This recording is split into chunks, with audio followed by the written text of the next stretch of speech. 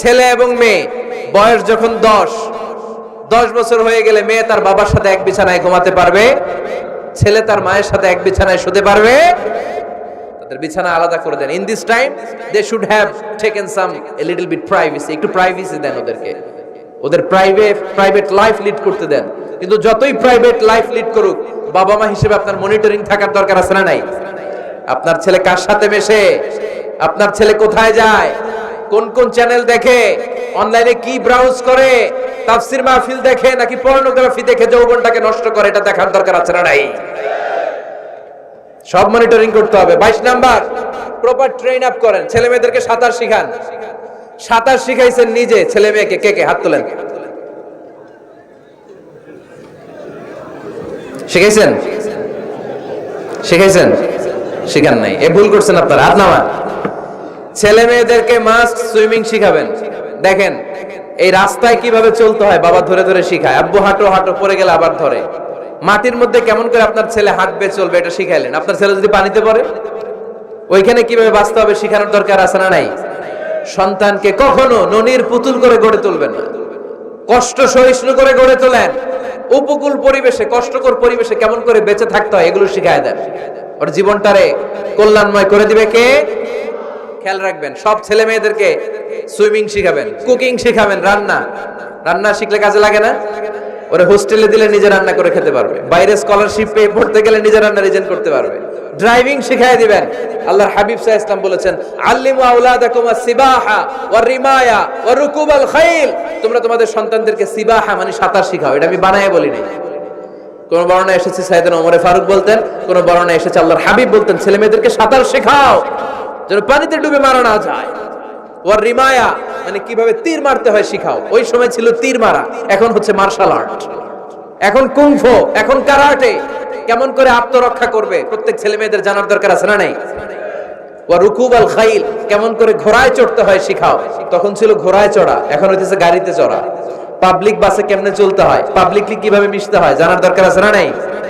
ছেলে মেয়েটারে মাঝে মাঝে বাজারে পাঠান, ওরে কিছু কিনে আনতে দেন। ও যদি লস করেও আসে তারপরেও দেন, ওর শিখার দরকার আছে না নাই? ল্যাঙ্গুয়েজ শিখান। ছেলে মেয়েদেরকে একাধিক ল্যাঙ্গুয়েজ শিখাবেন। প্রথমে শিখাবেন শুদ্ধ মাতৃভাষা, ঘরে শুদ্ধ ভাষায় কথা বলার চেষ্টা করুন। শুদ্ধ বাংলা ভাষা প্রথম, দ্বিতীয় হচ্ছে কোরআনের ভাষা আরবিক, নাম্বার 3 হচ্ছে ইন্টারন্যাশনাল ল্যাঙ্গুয়েজ ইংলিশ। আমার বাংলাদেশের প্রত্যেকটা ছেলের 3টা ল্যাঙ্গুয়েজ জানার দরকার আছে না নাই?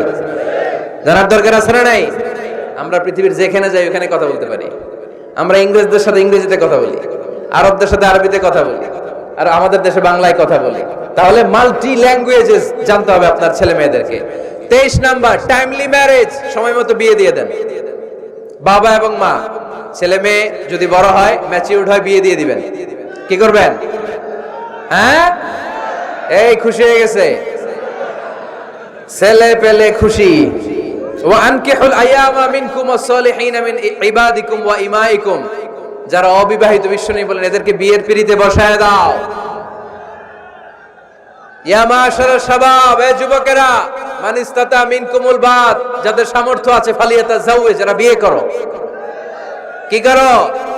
বিয়ে করো। এই দেখেন ছেলে পেলে কত খুশি, এরা বিয়ে করতে চায় কিন্তু বাবা মা বিয়ে করাচ্ছে না। ছেলের বাবা মেয়ের বাবা, ওরা যদি ম্যাচিউরড হয় ওদেরকে বিয়ে করায় দেয়। চেয়ারম্যান সাহেবরা কই? এমপি সাহেব আছে, এদেরকে একটু দেখেন। আচ্ছা, সব শেষ কথা, তাকসিমুল মিরাস বিল আদল, ছেলে মেয়েদের মাঝখানে ন্যায় সঙ্গতভাবে মিরাসের বন্টন করতে হবে। ছেলে পাবে যদ্দুর, মেয়ে পাবে অর্ধেক। আচ্ছা এবার আওয়াজ করে উত্তর দেন তো, ছেলেকে যদি দেন 2 লাখ, মেয়ে পাবে কয় লাখ? ছেলেকে যদি দেন 4টা গাড়ি, মেয়ে পাবে কয়টা গাড়ি? আইনটা কার? চিল্লায় বলতে হবে, আইনটা কার? রব্বুল আলামিন বলেন, ইউসিকুমুল্লাহু ফি আওলাদিকুম লিযযাকারি মিসলু হাযযিল উনসায়াইন। আল্লাহ বিধান দিলেন ছেলে পাবে যতটুকু, মেয়ে পাবে তার অর্ধেক।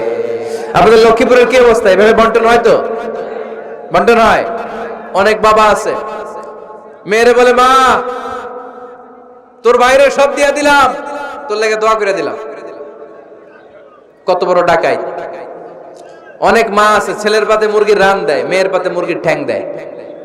আছে না নাই? ওই মা বাবাদের শেষ জীবনটা দেখবেন ছেলের বাড়িতে কাটে না, মেয়ের জামাইয়ের বাড়িতে কাটে। এরকম হয় না?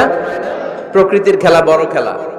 এজন্য ইনসাফের সাথে এটা বন্টন করবেন। 25 নাম্বার পয়েন্ট, সর্বশেষ পয়েন্ট, সূরা লোকমানে আল্লাহ তাআলা প্রত্যেক বাবা তার ছেলেকে কি কি পরামর্শ দিবে, কি কি আদেশ দিবে, কি কি নাসিহাত দিবে, সূরা লোকমানের 12 নম্বর আয়াত থেকে 19 নম্বর আয়াত। কত নম্বর আয়াত থেকে? 12 থেকে 19। এই আয়াতগুলোর মধ্যে একজন বাবা, একজন গার্ডিয়ান তার ছেলেকে কি কি উপদেশ দিবে, এই সবগুলো উপদেশ কোরআনের মধ্যে তুলে ধরেছে কে? আজ রাতে সূরা লোকমানের 12 নম্বর আয়াত থেকে 19 নম্বর আয়াত, এই আয়াতের অর্থগুলো ছেলে মেয়েদেরকে বসায় একসাথে পড়বেন। রাজি আছেন? আওয়াজ করে পড়েন ইনশাআল্লাহ। আল্লাহ আমাদের ফ্যামিলিগুলোর তুমি জান্নাতি ফ্যামিলি বানাও, আমাদের ছেলে মেয়েগুলোর আল্লাহ তুমি মানুষের মতো মানুষ বানাও, তাদেরকে তুমি দেশপ্রেমিক বানাও।